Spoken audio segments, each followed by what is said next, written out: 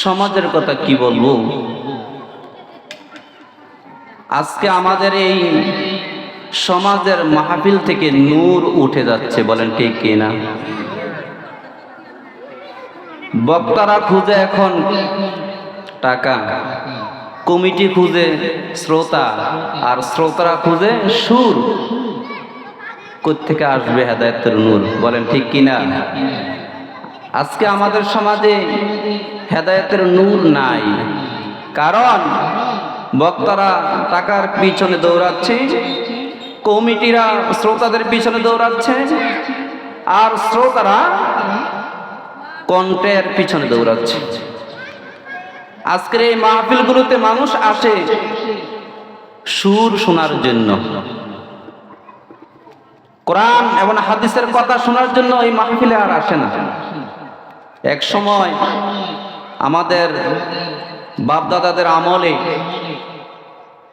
সারা রাত এই শীতের কনকনে শীতের মাঝে চাদর গায়ে দিয়ে বসে বসে তারা ওয়াজ শুনতো আর দুটা চোখের পানি ফেলতো।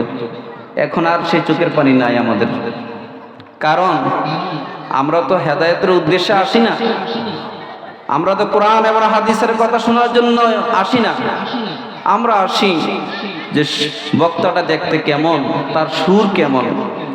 মাহফিল থেকে যাওয়ার পরে আমরা বাড়িতে গিয়ে সমালোচনা করি, অমুক বক্তার সুর ফাড়াই ফেলছে, অমুকে ওয়াজ এই করছে সেই করছে। কিন্তু হুজুর আমাদেরকে কি করতে বলছে সেটা আমাদের আমলে নেই না। আজকে দেখেন, মাগরিবের পরে মাহফিলে কোনো শ্রোতা নেই, আসার পর শ্রোতা নেই।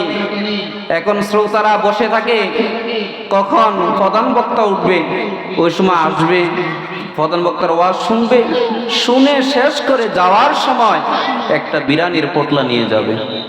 এ হচ্ছে আমাদের মাহফিলের অবস্থা। সম্মানিত হাজিরিন, সারা গ্রাম মিলে আগে একটা মাহফিল হতো, আর এখন বাড়ি বাড়ি মাহফিল হয়।